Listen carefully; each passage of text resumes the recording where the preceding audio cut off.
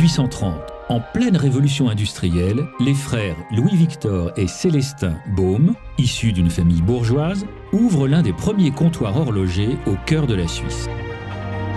La maison des frères Baume devient l'une des plus importantes entreprises horlogères de la région, comptabilisant plusieurs centaines d'employés.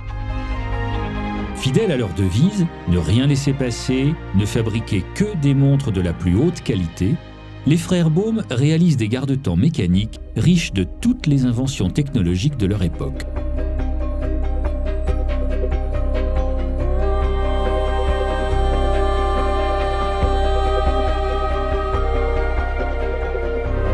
Entrepreneur, fasciné par l'essor de la marine britannique, Célestin Baume choisit Londres en 1851 pour établir la première succursale Baume Brothers. La capitale de l'Empire offre un rayonnement tel que la maison Baume connaît une expansion internationale, s'étend des Indes à l'Afrique en passant par Singapour, l'Australie et la Birmanie. En 1876, sous l'égide d'Alcide et Arthur Baume, la maison a déjà acquis une solide renommée internationale. Les filiales de Philadelphie et de Genève voient le jour rapidement. De l'Europe à l'Amérique, les montres Baume, dans toute leur complexité, s'offrent aux yeux du monde entier. L'heure de la reconnaissance est arrivée. À l'affût des derniers chefs-d'œuvre d'ingénierie, des millions de personnes assistent dès 1851 aux expositions universelles de Londres, Philadelphie, Paris et bien d'autres partout dans le monde. À cette époque, les montres Baume se distinguent dans de nombreux concours de chronométrie. Parmi ces récompenses de précision, le prix obtenu en 1892 par la montre Tourbillon au prestigieux Kew Observatory près de Londres reste le plus marquant avec la note record de 91,9 sur 100, record qui restera inégalé pendant 10 ans.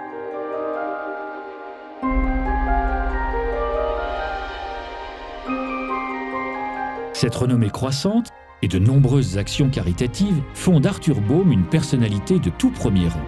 Il est décoré par le président français Poincaré, puis par le roi des Belges, Léopold II.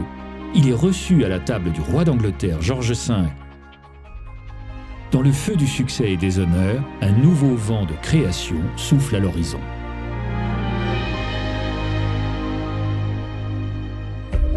« 1918 marque un tournant dans l'histoire de la maison.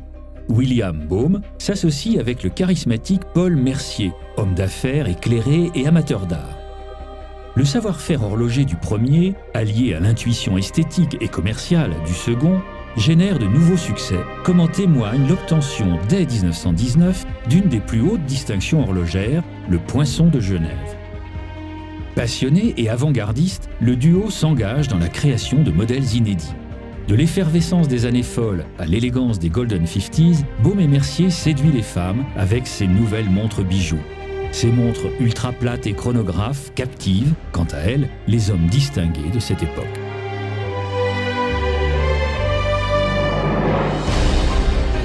Riche de plus de 180 ans d'héritage, Baume et Mercier, la 7e plus ancienne maison horlogère suisse, ne cesse de créer des pièces pour hommes et femmes, alliant design, élégance et savoir-faire suisse, perpétuant ainsi la devise de ses pères fondateurs et leur quête de perfection.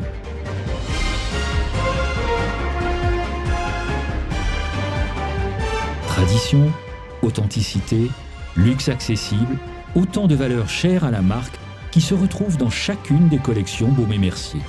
Collection offrant autant de pièces qui seront le témoin des moments les plus précieux de la vie.